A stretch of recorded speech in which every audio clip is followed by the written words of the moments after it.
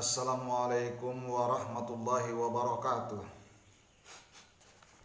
Alhamdulillah, kita bersyukur kepada Allah Subhanahu wa taala karena dengan nikmat sehat, nikmat kesempatan, sehingga pada hari yang berbahagia ini masih diberikannya nikmatnya kepada kita, bisa kita bertatap muka, belajar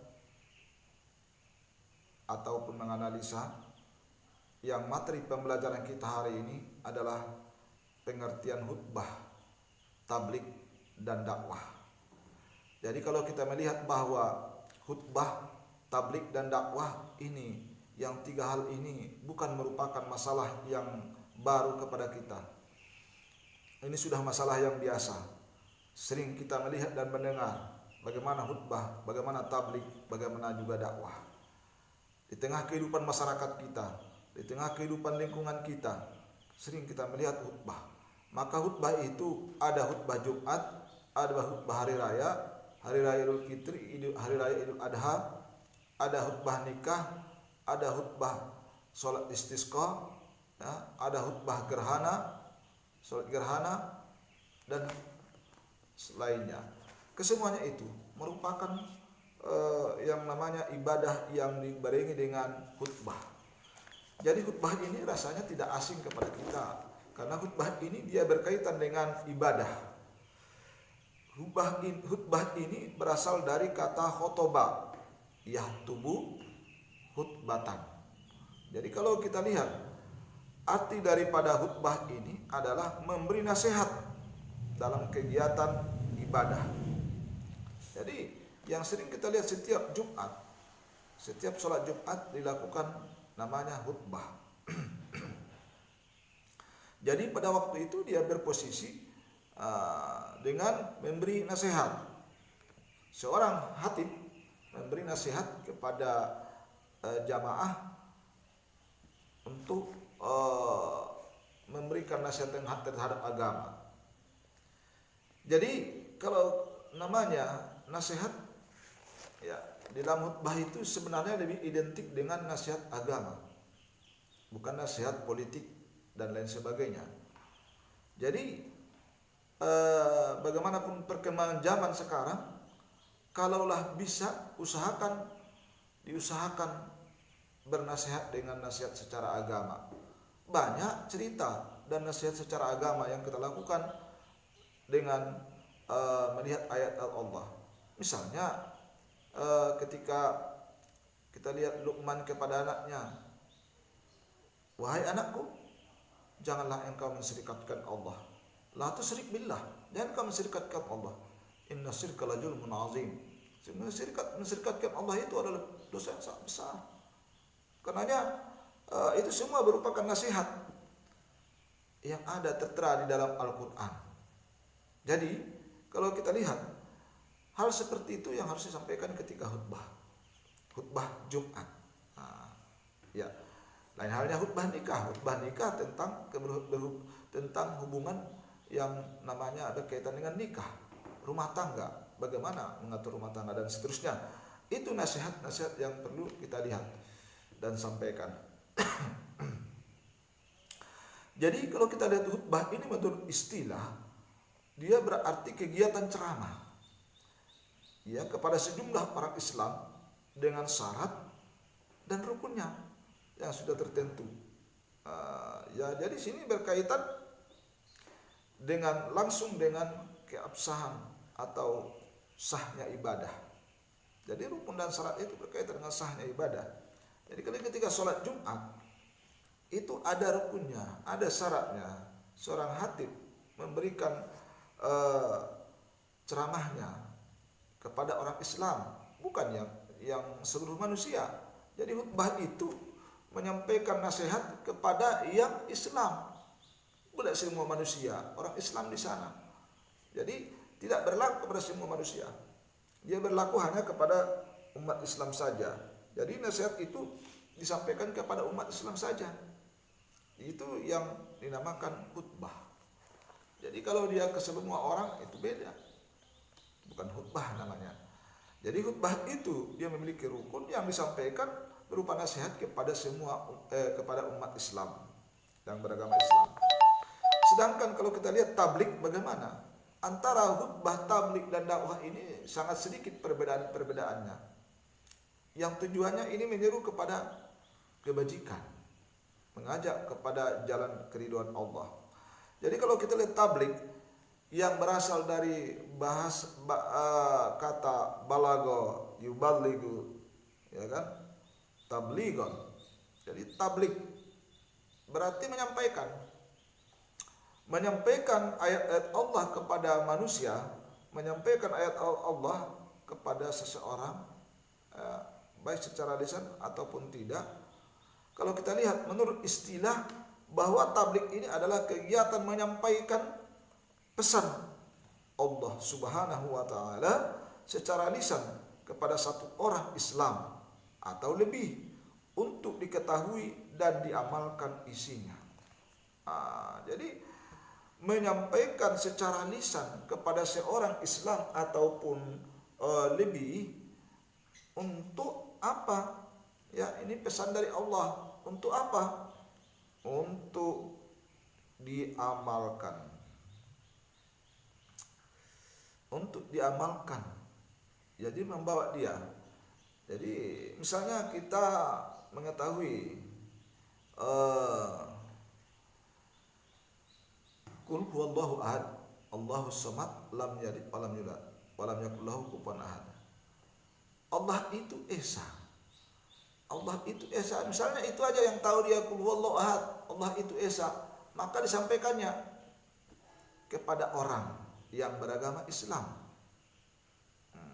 Jadi dia mengatakan bahwa Allah itu esa. Allah itu bukan banyak, tapi esa. Jadi disampaikannya, maka orang itu meyakini, mengamalkannya dalam kehidupannya. Dia yakin bahwa Allah itu sebagai Tuhan, dia esa adanya. Jadi ini namanya tablik. Jadi contoh lain misalnya Rasulullah memerintahkan kepada sahabat yang datang di majelisnya untuk menyampaikan suatu ayat kepada sahabat yang tidak hadir.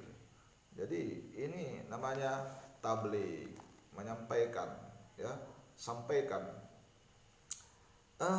Saya melihat bahwa ketika menyampaikan ini, iyyaka na'budu wa iyyaka nasta'in, kepadamu ya Allah. Kalau kita lihat kepada Allah kita minta tolong, ya kan? Kepada Allah kita menyembah. Jelas dikatakan Allah, jelas difirmankan Allah. Kita sampaikan itu kepada orang yang Islam, bukannya enggak Islam, ya, yang Islam. Maka itu tablik namanya. Kepada Allah kita menyembah, katanya. Jadi kalau minta bantuan pertolongan kepada Allah, jangan ke yang lainnya. Nanti ke yang lainnya minta tolong kita, ya syirik. Seperti kajian kita pada minggu yang lalu, kalau dia ziarah kubur, dia minta tolong kepada yang ahli dalam kubur itu. Kalau aku nanti misalnya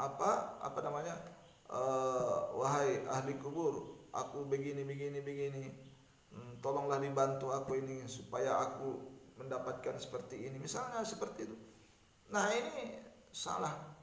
Tetapi minta tolong itu kepada Allah. Ud'uni astajib lakum, kata Allah, minta padaku akan kukabulkan. Jangan minta itu, minta ke pohon, ya, minta ke yang tak jelas adanya. Ini syirik. Jadi ketika itu kita bertablik kepadanya, jangan minta ke situ, minta kepada Allah kita bilang, maka orang ini namanya menyampaikan ataupun tablik namanya. Nah, sekarang kita selusuri yang berikutnya adalah dakwah. Dakwah ini kalau kita lihat asalnya da'aya dakwatan. Artinya apa? Memanggil, meniru, mengajak pada sesuatu hal. Jadi dakwah itu mengajak, meniru, memanggil dia, meniru untuk sesuatu hal. Maka menurut istilah, dakwah itu adalah kegiatan mengajak orang lain. Kegiatan mengajak orang lain, seorang ataupun lebih, ya, ke jalan Allah. Jadi makalah kalau kita lihat dakwah ini dia agak leluasa menyampaikan. Bisa saja dakwah ini dilakukan di ruang terbuka, di majelis terbuka. Beda halnya dengan tablik. Tablik juga bisa seorang, bisa dengan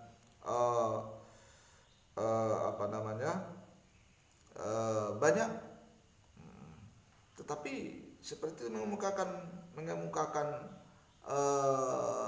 dalil firman Allah, dia bertablik. Sementara kalau dakwah ini dia menyeru, mengajak. Kalau dia menyeru, mengajak, dia punya metode. Bagaimana cara? Bagaimana misalnya kalau kita lihatlah dulu wali-wali Songo untuk menyiarkan Islam di Pulau Jawa. Mereka mulai menyiarkan itu dengan metode.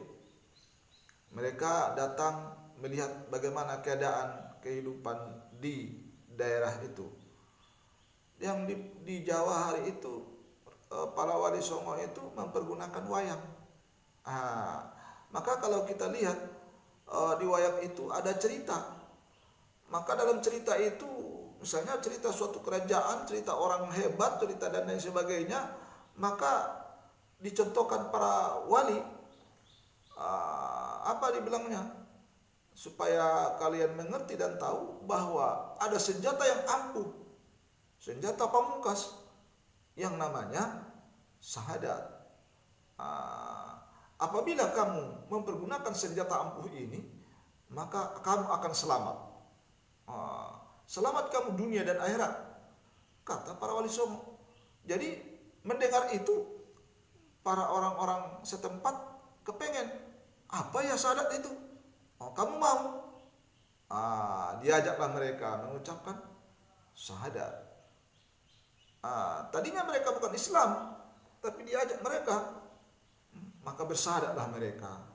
Asyhadu an la ilaha illallah wa asyhadu anna Muhammadar Rasulullah. Nah, ini kan salah satu contoh bahwa kita mengajak seseorang dengan yang bagus, lemah lembut ke jalan Allah. Jadi dakwah ini mengajak orang lain, seorang atau lebih ke jalan Allah secara lisan ataupun perbuatan. Jadi dakwah itu dakwah bil hal, dakwah bil lisan. Jadi dakwah dengan lisan kita sampaikan, kita ajak, ya, menyeru kepada kebajikan. Dakwah dengan perbuatan. Dengan perbuatan kita nampakkan bahwa, kita tunjukkan bahwa sebenarnya kalau kita melihat yang namanya agama itu, agama Islam itu sangat penuh kasih sayang. Jadi kita tunjukkan bahwa kita memiliki kasih sayang, sehingga apa? Rasa simpati orang yang melihat akan tertarik untuk melihat agama yang dianut. Nah, ini dakwah.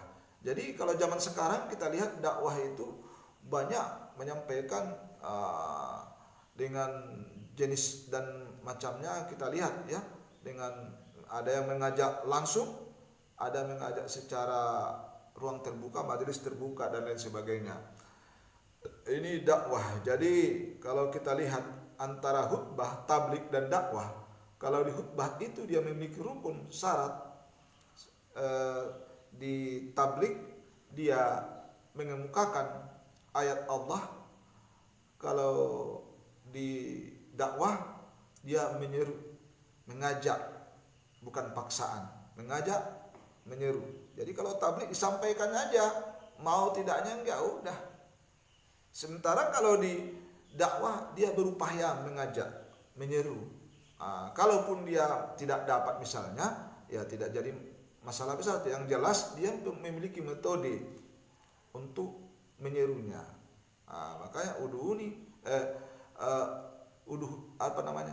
yang dikatakan Allah, serulah manusia ke jalan Tuhanmu dengan penuh hikmah. Ud'u ila sabili rabbika bil hikmati wal mau'izatil hasanah. Jadi kebajikan itu kelemah lembutan hasanah sangat diperlukan di dalam dakwah. Jadi dakwah itu tidak kekerasan, tidaklah bersifat kasar, tetapi kelembutan. Inilah kajian kita pada hari ini yang menganalisa pengertian khutbah, tabligh, dan dakwah. Demikian saja kajian kita, materi pembelajaran kita hari ini. Semoga ada hikmah dan manfaatnya kepada kita bersama. Mohon maaf bila ada kesalahan dan kekurangan. Wabillahi taufiq wal hidayah. Assalamualaikum warahmatullahi wabarakatuh.